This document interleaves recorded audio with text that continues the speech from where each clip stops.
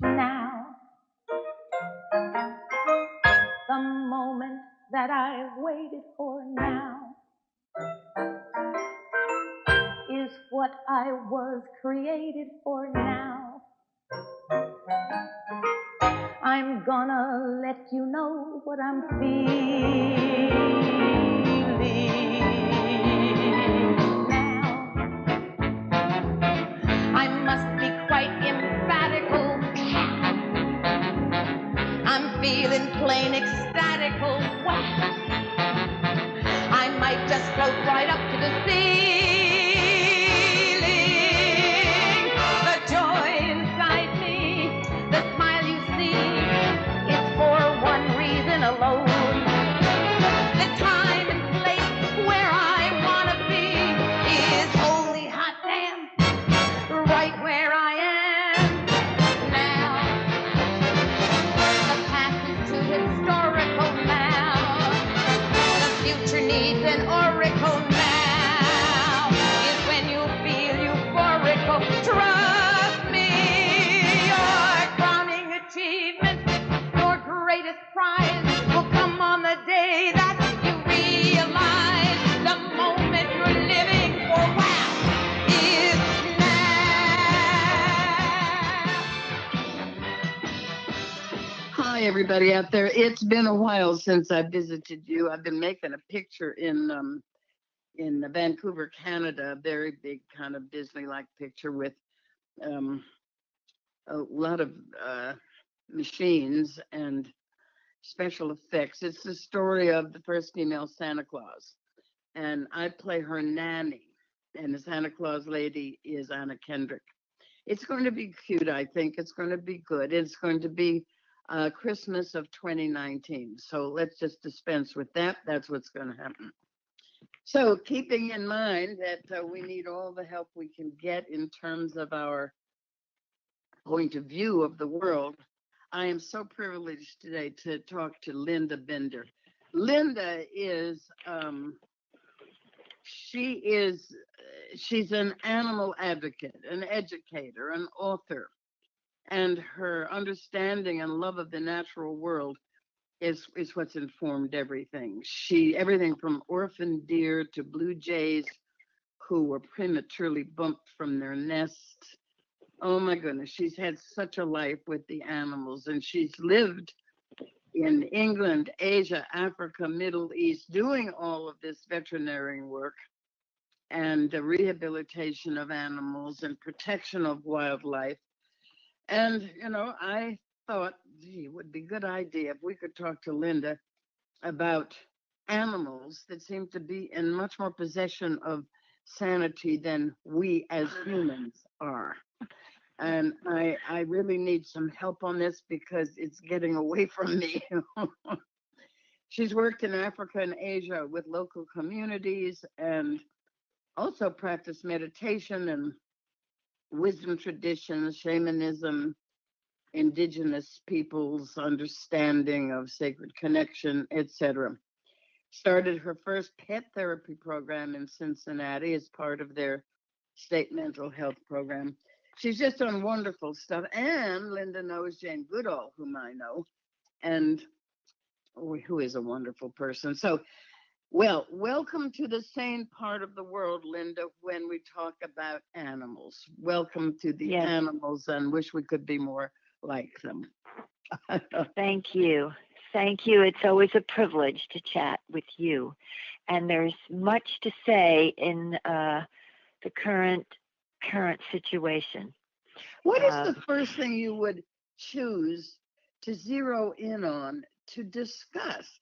I mean, there's so much material here, like we say in show business, that I don't know where to begin with this president and with the things going on in the world, and or maybe you see a clarity that I don't see.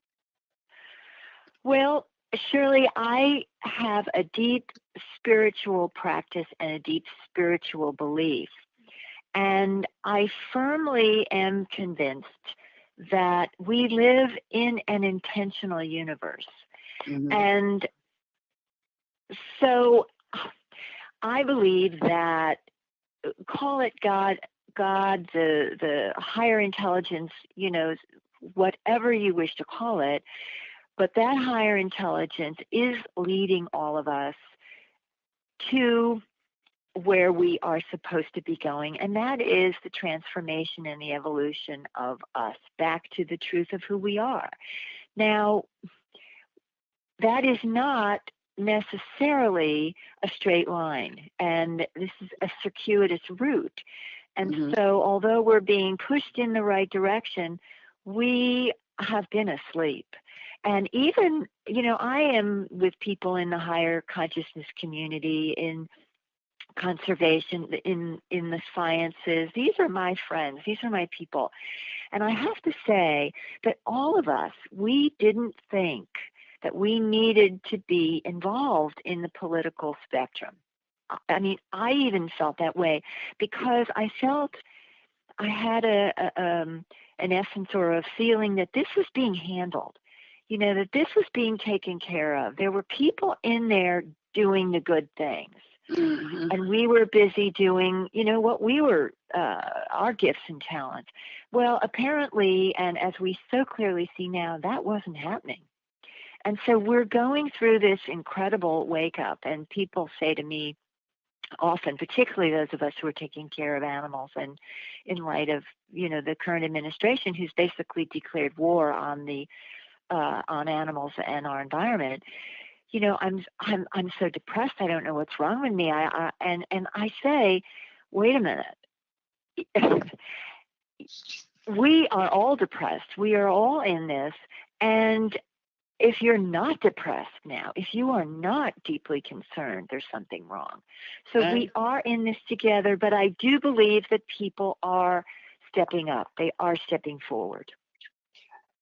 Well, you obviously, as a human who cares, you you do something when you care. You step up, you step forward, you help. I think what's worrying me is that because it's happened 5 times before where we have really seen the disintegration of a civilization, probably more because of lack of knowledge of who we are than anything else. But and since we're not all that involved with the animals, and as you point out, in rescuing animals, we also rescue ourselves because we're so interconnected. And what we do to the animals, we do to ourselves. In other words, it's a reciprocity of animals and humans woven into the fabric of creation. When this happened yesterday, when he decided to take away the protection of the elephants and yes. Well, I didn't know what to do with myself. I found it so depressing. And I don't know how to deal with this depression that I'm feeling, that I think is really worth looking at, and I can't just turn around and say, oh, it'll be fine, it'll be wonderful, because the 5 times it hasn't. I totally agree, Shirley. It's important not to look away.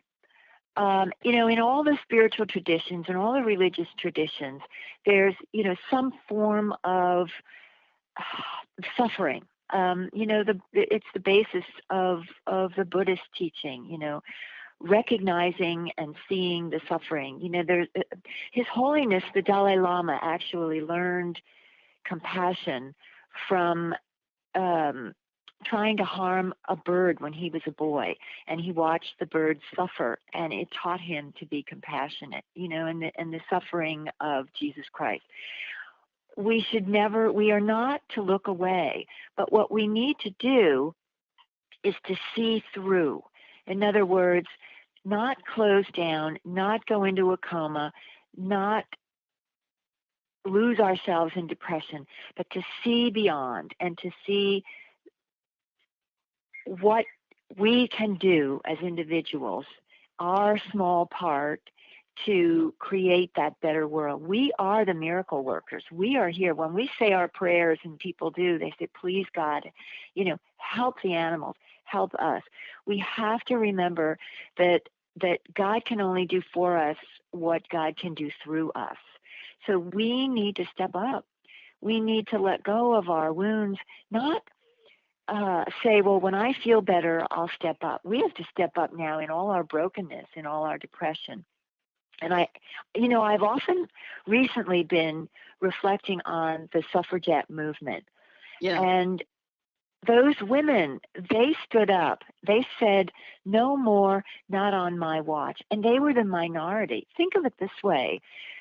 We don't need the majority to change the world. We just need enough of us to stand up and say, no more, not on my watch. And I do see it happening. And I do believe from a few sources that I've heard that things may change around in this administration, because when you have people like that, just put them in a group together and they will destroy each other. I know. So, but I see absolutely clarity with the Me Too movement, with the Step Up, This Is Time's Up movement, all that. No question, because there is an actual mechanical and there is a way to prove that this can be accomplished. But when you're talking about animals, there is no organizational mathematics that goes with this, and that's what's bothering me. It's now maybe it is so because that will help us get more in touch with our own compassion. I agree, absolutely. And because of the suffering of some of these species, I have begun to understand, I guess, suffering in people more. But honestly, Linda, it's no contest for me. I know. Think of it this way. When you see a herd of buffalo, what they do, and I've gotten much of the wisdom that I have, actually, I was told by buffalo to get out and teach the world what I know years ago. But what buffalo do is when they see a massive storm coming, they don't run from the storm. They bunch together, they gather together, and they, believe it or not, they walk toward the storm. Mm-hmm. They walk toward the storm. I've seen that on the plains. Yeah, I understand. Yeah, and absolutely. Yeah, and it's what we have to do. Oh, walk towards the storm. Woo. Well, we have to face the storm and say, here we are. We will face this and we will get through it. Again, God's will has never not been done, but how much suffering has to be done before that happens? That's what we don't know, but all we can do is open our mouths, speak out, get in the streets. I know people who've worked in places like Peru, and that's what they've said to me recently. Said, what then can we do? Get out in the streets. I know I have, and many other women have. Yeah. I actually spoke to an ex-CIA agent, a friend of mine in New York, and I said, listen, I've always had this joke to myself that someday I'll end up, because of who I am and what I do, and a champion for the underdog and the animals, I'll probably end up chaining myself to the gates of the White House one day. Well, I felt more serious about it and said, okay, let's go for it. And I thought, well, let's be smart, Linda. So I spoke to my agent friend about it, and he said, no, it's not a good thing to do, just you, because it's against the law, because it's private practice. I didn't know that. The gates of the White House are considered private property. Private property. Mm-hmm. So you'll just get hauled off to jail. So I thought, well, maybe if I get a bigger group, we can go down that road. But I'm surprised at how willing I am to put myself out there. And I know so many people who are there shoulder to shoulder, willing to do the same thing. No, And a lot of the things that the Trump and his band of people are doing is they're pounding their chests a lot, but some of the things they're doing, and particularly with the wildlife, it's not going to happen so quickly or so easily. And then I'm hoping, a lot of people are suing. I just understood that the group of young people who were suing the government on the West Coast, they just won another step in the direction of being able to go through with their court case. Mm-hmm. So I think people are, wildlife organizations, conservation groups are, banding together and trying to stop some of these things that they're trying to push through. And All right, hopefully in November we'll have a change. Yeah. Yeah. Let's talk about why it's important to understand that animals have individual souls and spiritual lives like we do. Linda, half the people don't even know that they have it. Well, it's what our Western culture has, and the religious and the scientific communities in this century have really promoted that belief, because in the ancient cultures, they understood. They had traditions and even at times worshiped animals in the natural world. But that's been erased. So that's part of the work that I spend so much time doing, educating people that, come on, again, this is a spiritual world. We are spiritual beings having an earthly incarnate experience. Yeah. There is nothing that doesn't lack a soul. Hildegard de Bingen, who was a wonderful Christian mystic woman that lived hundreds of years ago, she said back then, no creature, whether visible or invisible, lacks a spiritual life. Mm-hmm. Yeah, it seems as though, especially when like I have gone out on a limb and been published and gotten into this on many levels, and then find myself having to prove what can't be seen is more real than what can be, all that I've tried to navigate pretty well. I think we're finding ourselves doing that when we should be way past the notion that what we can't see isn't real. Let me ask you something, Linda. With all of your talks with people who've been taken aboard crafts and so forth, are people and beings on other planets as conversant with the idea that the spiritual life of a living being is as important, if not more important than anything else? Do they already know that? Well, I think that in the best of my understanding, and I had some very interesting experiences learning about this from the Zulu people in South Africa. Yeah. But to the best of my knowledge, we are considered, if you think of it in terms of, educational levels, I mean, we are like preschool. I know. We are so low on the totem pole. I do believe that beings have come, we're being watched on a certain level. And I think they're so far beyond us in ways I hesitate to begin to say. I just feel that we're the bottom of the barrel. Yeah. Well, I guess we could start with, if you have a fur person in your life, your sense of well-being is heightened and is happier and you begin to look at what is more real, like you do with your children. You begin to look at your fur people pets and see, Yes, wait a minute, there's so much more to this business of being alive than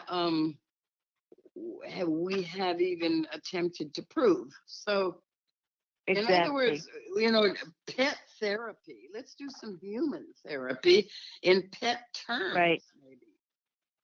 I don't know. What do you right. find is the most? What is the most consequential thing that, in a relationship with an animal, what gives you the most loving pleasure?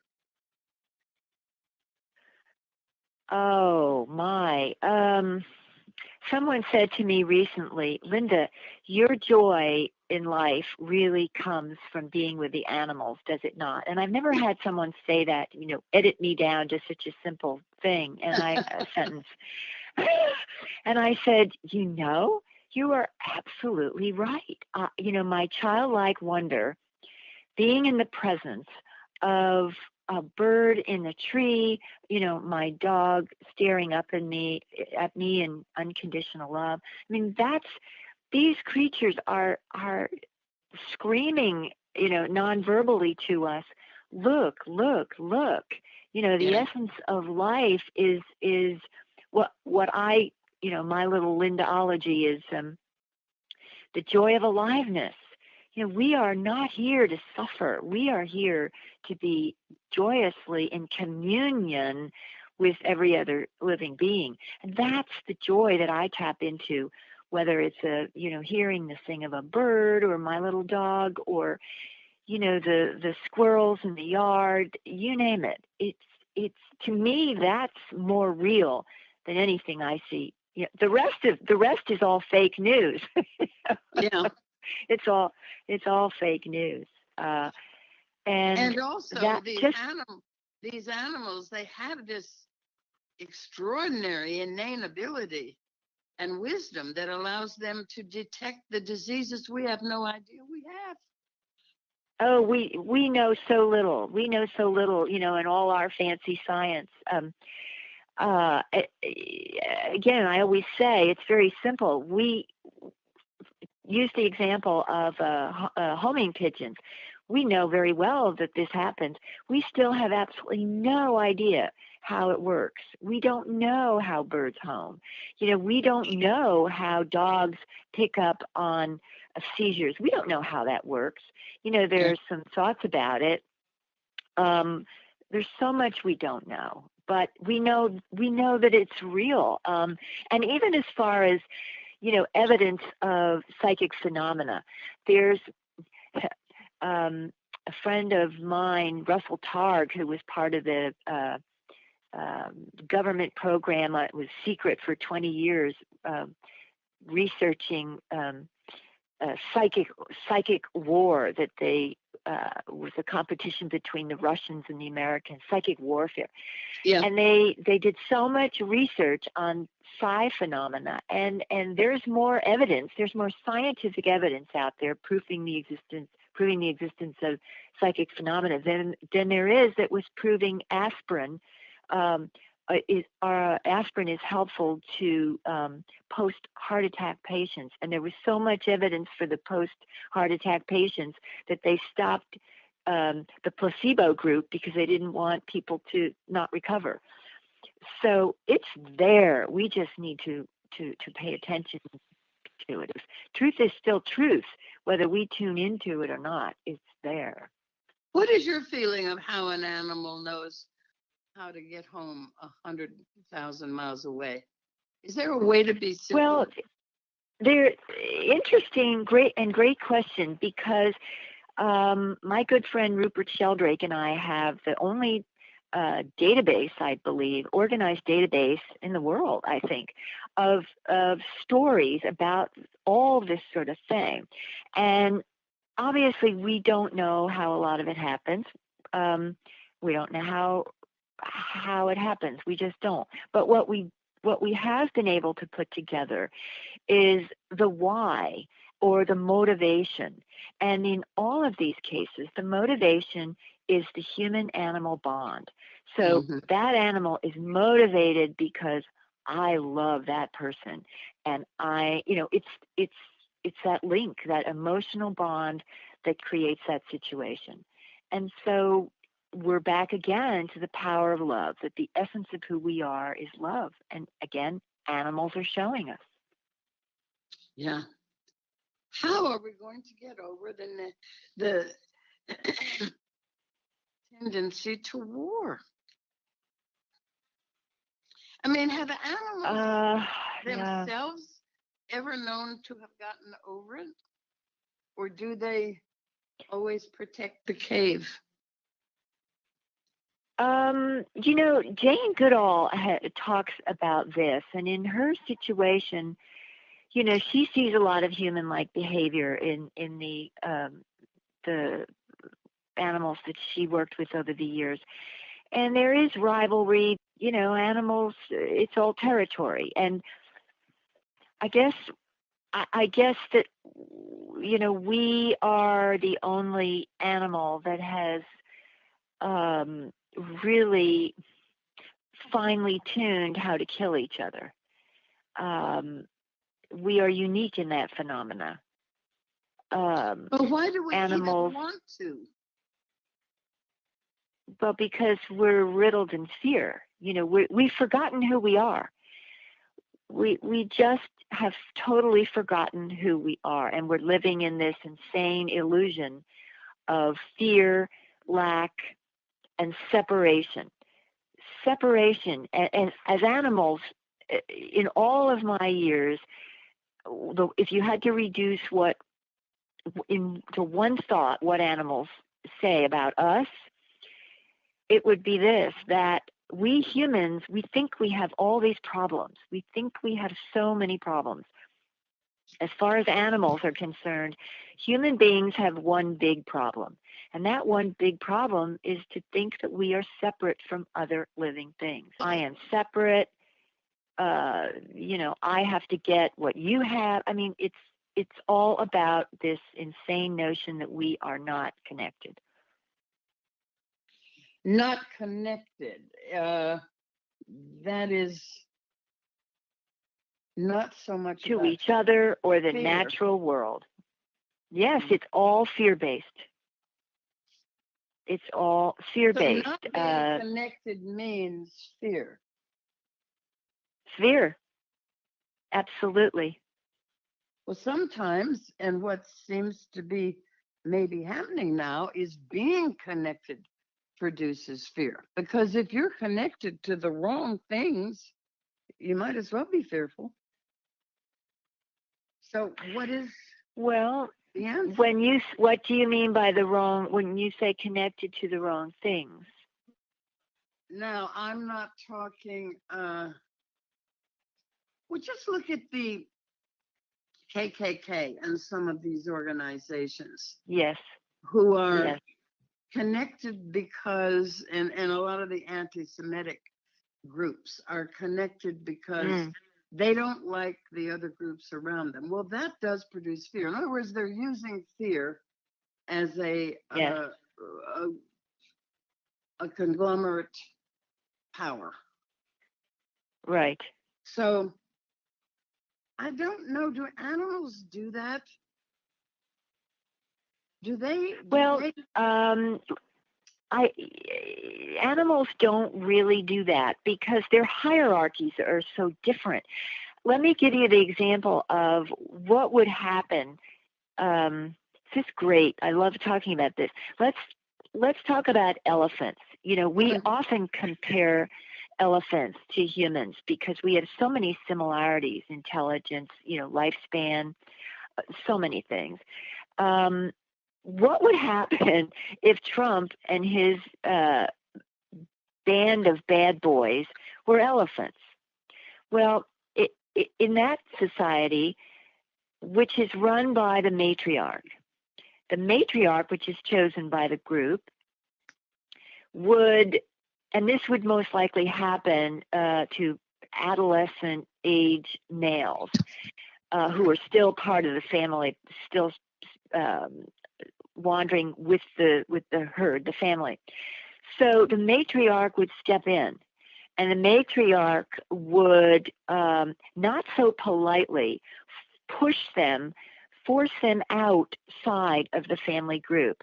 And the worst punishment in that family is isolation. They would be sent out beyond the physical boundaries, not allowed to integrate back with the rest of the group. And they could go out there and rustle and do with what they wanted with each other as rogues expelled from the community. But the important thing is, what would happen is, because they were pushed out, they could no longer disrupt the family balance. They could not destroy the community. That was not going to happen, and it would not happen, and it doesn't happen. No, so why are we allowing this in our culture? Because we don't allow the mother character to issue that warning. The mother does not have the right in our culture to say, okay, you belong outside. Right. I mean, that is why some of this movement is so important, because the female of it all, which is the creative force, is trying its best to keep it intact. Now, that's why, the Me Too movement, and I don't mean to compare these that closely, but when I look back over my years of being alive, what has been basically wrong with all of the different imbalances is the imbalance with the female. Exactly. She has not been given the space, time, respect that she should be in relation to even business or even protection of the men. Right. Why is that? That's right. Tell me why the female on this earth plane level has not accomplished the female equality of it all. Why haven't we? Well, I see how it operates in nature, and using the example of the elephant, they've worked it out. We seem to have lost our way, and I'm an expert on, I would maybe not use the word expert, but my area of expertise, I guess, is the natural world. I tell you, Shirley, I don't get it. What humans allow to happen. That's why I think that we need to really focus on our spirituality, because that's where our power comes. And that's where we wake up to our power. And I often think, the expression in the Bible, it's that the meek shall inherit the earth. And I've always wondered, what did that mean? But I think I'm beginning to understand. It's either going to be the cockroaches, because we've wiped ourselves out, or I do believe that women, that those who hear the small, still voice within, instead of the egoic voice, will put their power forward, because their power will eventually take over the place. As I say, look at what those people how they're imploding and destroying each other in front of our eyes in that administration. Look at Steve Bannon. What is happening? What is the science of what is happening there? Is it going to just implode, or what is happening in that group? And I know they're not politicians, and they do things differently, but what is leadership based on anymore? What is the whole point about this amazing power that animals have? Why don't we have it? We've been so taken over by our egos that I think that we don't even get it anymore. I mean, I don't mean all of us, but those in power, because there's so many people out there who are getting it. But the ones in power, it's like we're upside down right now. The ones who are in power are the ones who shouldn't be in power, and people who, brilliant people, progressive people who are understanding how we need to transform, are being ignored. So it's not that we're not there, that we've let this crazy, insane mindset capture power. I just think maybe it's was inevitable to create the change. I mean, it's dismaying, these shifts and the crisis we now face, from global warming, species extinction, to this chasm between rich and poor. I mean, something's got to give. Rumi said, it's God's kindness to terrify you in order to lead you to safety. Mm-hmm. So we must be waking up. Why can't we wake ourselves? I mean, if love if love is an experience and an action in our daily lives, I don't know that we know love that well, Linda. Maybe I agree. We don't. Maybe we don't. And we don't. Yeah. And the secret to all of this healing is to understand. But let me hear the definition of love.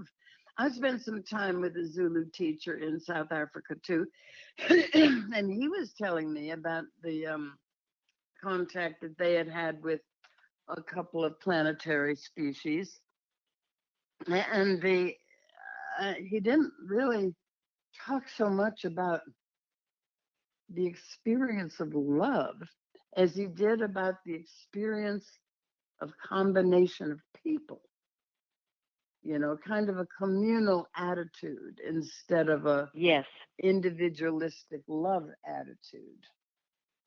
And with the individualistic love attitude, how do you make it work when people they've all got something different to love or feel? And this is why it's so important to have animals, to me, because each of these animals is if they could actually talk, they would each be different, wouldn't they? Yes, absolutely. Yes. Yes, and they know the healing power. They know the healing power of love. They know it. They live it. Huh? How do they know? Huh? I don't know the difference between love and compassion. Do you? I know that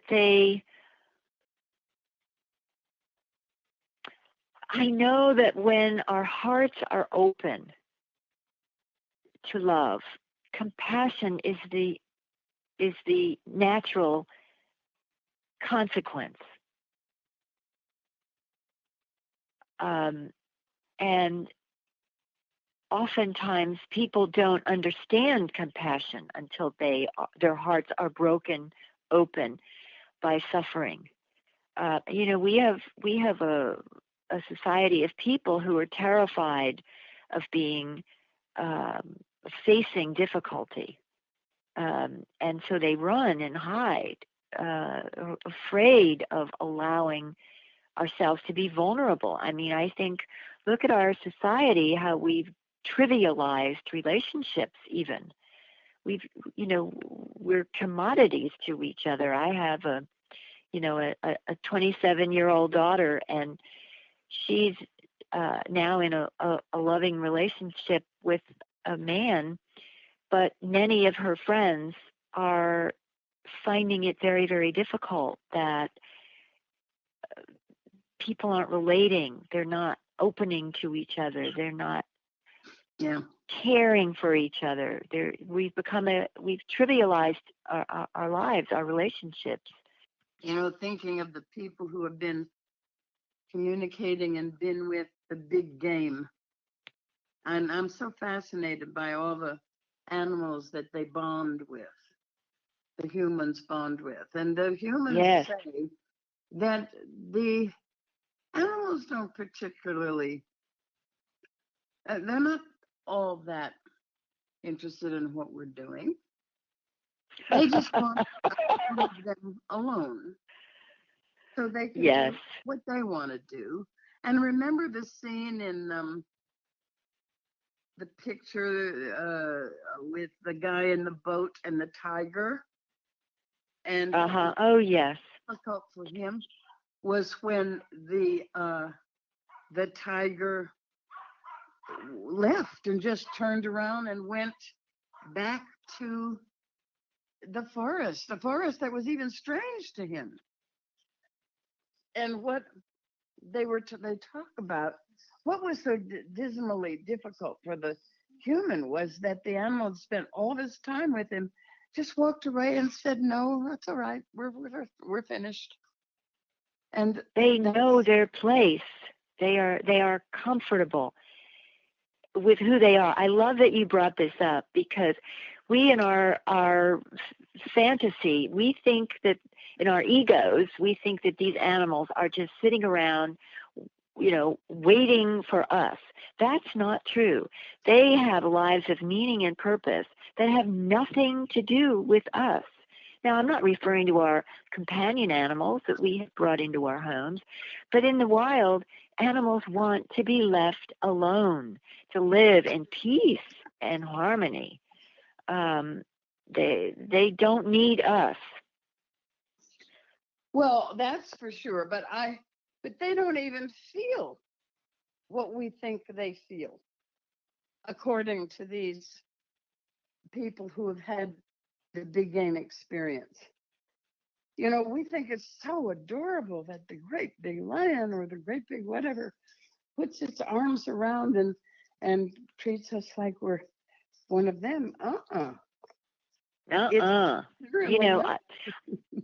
No, I every now and then on my I have this a Facebook page, and there are like over 100,000 people there, and there are many pictures shared, and every time I see a photograph of a wild animal with a child or a person, cuddled up to that animal, I just go crazy, because I say, no, this is a wild animal. You are prey. Leave the wild animal alone. This is not where we should be going, with this. This is our fantasy of what we would like to see. But what is the reason for that fantasy? What is it we think we need in order to have that belief? Well, I think it's not respecting it. It's not respecting the uniqueness of non-human beings, of life. That there's sort of a hierarchy, and we've established that this delusion that we are on the top and everything else is beneath us. Well, that's not the case. That is just so not the case. We're just one species of animal that has a particular, species-specific genius that we have, that we think takes precedence over other life forms on this planet. But, unless we realize that we need them more than they need us, we will be the ones to become extinct. We will be gone. Tell me why we need them more than they need us. Because nature is perfection. If you are, say you're in Africa and you take close look at what's happening now, we're having big problems because the species that are going extinct, the numbers are going down. Elephants can't wander. Elephants have every species, every animal has their purpose that serves the other species. And people say, well, so what if we lose wildlife in Africa? So what if we lose this? So what if we lose that? Yeah. Well, everything is tied together. So what's happening right now with climate change, with global warming, and with the species extinctions in Africa, it is coming to our own back door. It isn't over there. It's, eventually going to lead here. But even in just the hierarchy of animals, say on the plains, if your elephants aren't able to cut down the trees for the other smaller species to eat, creating the paths, creating the footpaths where the water comes, every single species, depends on the other. Even the giraffes are the tall seers that the short other prey animals follow, because the giraffe will send the word out when the lions are coming, and it all works in perfect majesty. And when you break that down, everything is disrupted, and we are part of that. Yeah. When the trees go, we go. Yeah. God, it's so intertwined. It's so intertwined, And it's important to stay educated on these things. It's so important to stay educated. To stay educated is one thing, but to become educated on the ecology and necessity to restore this intertwining life, which we called paradise. I mean, do you think is it still possible to have, Linda? I think that, we are on the Titanic headed to the iceberg, but it's not midnight yet. We mustn't give up. And this is something that Jane Goodall speaks about so much. And she just said something in the last week that brought tears to my eyes. She said, we must never give up hope. And I say, as long as there are hearts beating, there's hope. I have a sign on my desk. I've had it forever. I've had it for more years than I want to think about, but it's a sign from His Holiness, the Dalai Lama, and it says in big letters, never give up. No matter what is happening in the world, never, ever give up. Well, there's other ways, as Buddha taught, to look at the reverse of that happiness and harmony and intertwining of life only works when you give up and you surrender to the oneness of it all. Absolutely. Surrendering to what's happening, surrendering to the present moment. I've learned this in my own life, that I just need to step back and let whatever you want to call it, the greater consciousness, Holy Spirit, God, whatever, lead the way. Because left up to my own devices, I could make a neurotic mess, and have done, of everything. Mm-hmm. So it's letting go. It isn't ignoring. That's the thing, though. It isn't ignoring the present moment. It isn't ignoring the horrors that are around us. It's surrendering to what is and stepping up from that place. And that's where we get our power. Yeah.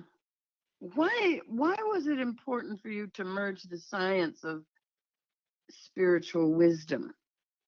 The science. Well, I grew up as a kid. My first reality and my only reality has always been the oneness. And, animals taught me that. I didn't know that anybody thought any differently than I did. I thought everybody could hang out with the animals and that we could understand the oneness of all life and the joy of aliveness. I thought everybody got that. And obviously I learned that wasn't the case. But as I got older and I became interested in science, through my understanding of the oneness of life and the spirituality of all life. On my science path, I actually never saw a conflict. For me, what I know from science goes along hand in hand with my spiritual understanding. I have never seen that as a problem, but I see out there in the world that it has been handled with such a problem. It's really a ridiculous argument.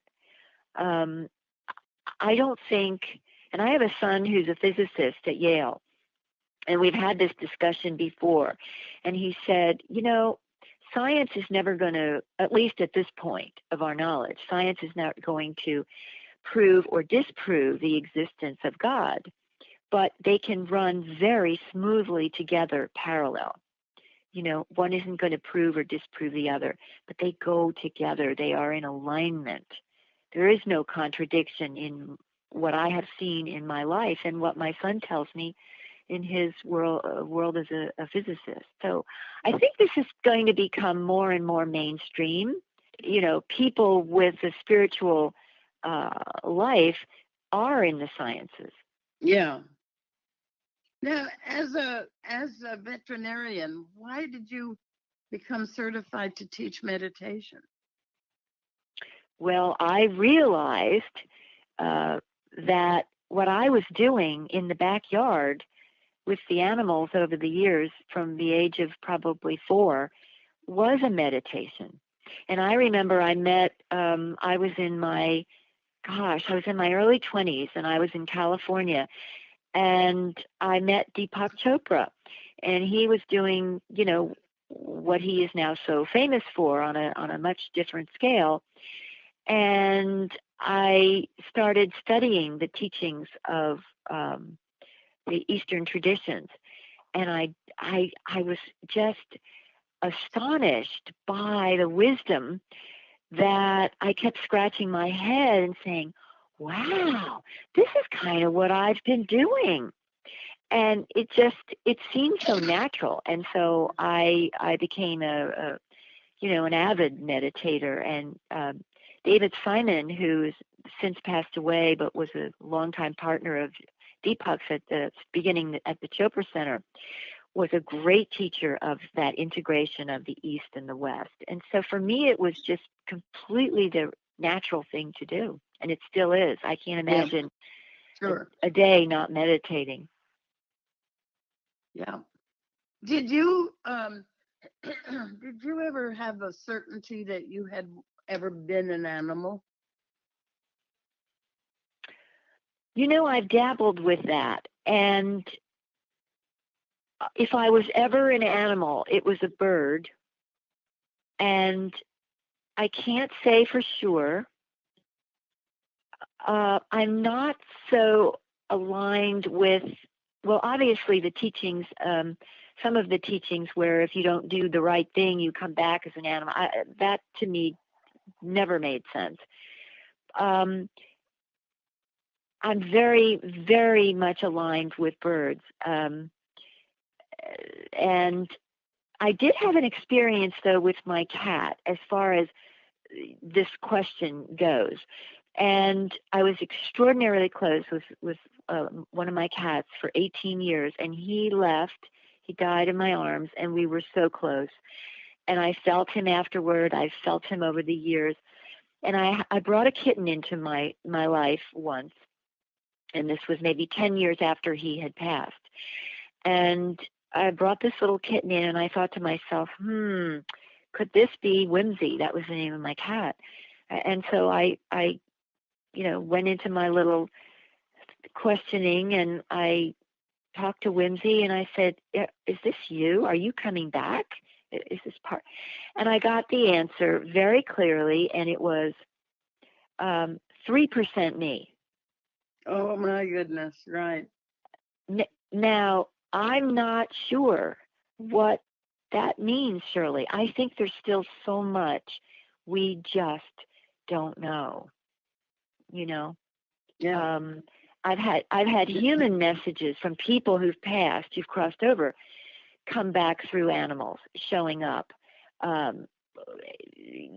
There's so much mystery still to this. I don't claim to have all the answers, but I certainly, I am divinely, enmeshed in the mystery. Oh yeah. I think the minute we start to say we have the answers, we shut down. We lose some of that ability to, beginner's mind. We need to always be open, and we to bringing more in, and open to just its mystery. There's a whole chapter in my book, Animal Wisdom, on life is mystery. Live in the joy of the mystery. Sure. Oh yes. Wonderful book, Linda. Wonderful book. So Thank what you. do you think? Thank What do you think animals would like us to learn about ourselves? To get out of our insane thinking, get out of our minds, and get back into nature, get back into who we are, and rekindle our intuition.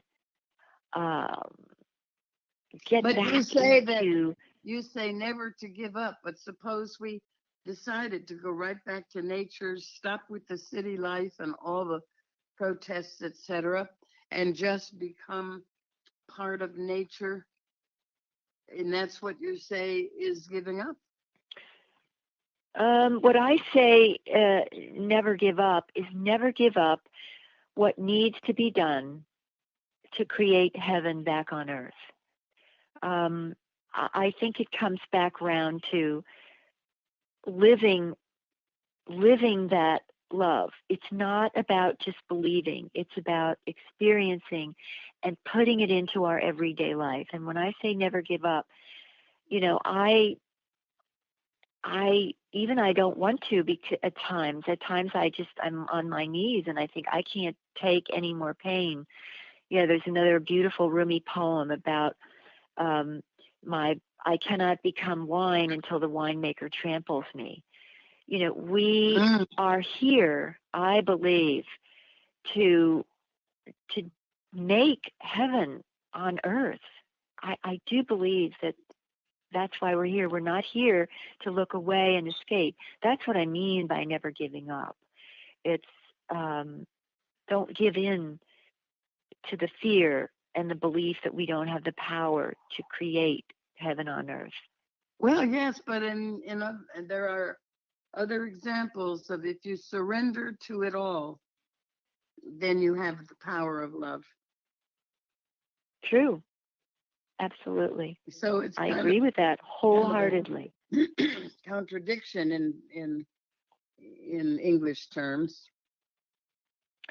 Well, but is it really? If we surrender to love and surrender to what is, what do we do with that? Then what? Then we are led. Then we should be led by spirit. But I believe we're led to do good and to show up in the world. Doesn't mean that one person's going to take on the problems of the world. We're all here to do and express our unique talents and gifts. That's all we can do. Yeah. I look at someone trying to help someone else, and the someone else says to them, please don't interfere with my karma. And I say, oh, yeah, that's true too. Oh, wow. Well, karma, that's just action and reaction. What is, some would say we can burn karma in a minute.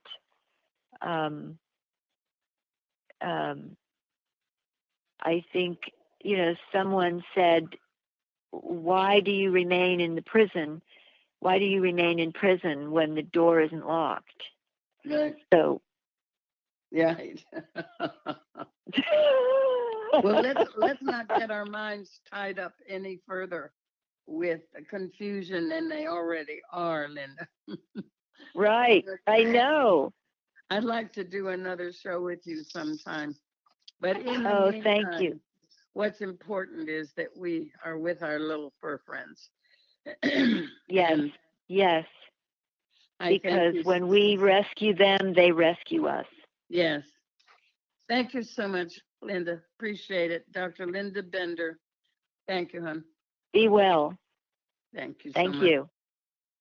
In the Health and Wellness Center tonight, why don't you go within yourself and ask what animal would be the most productive for you to understand yourself?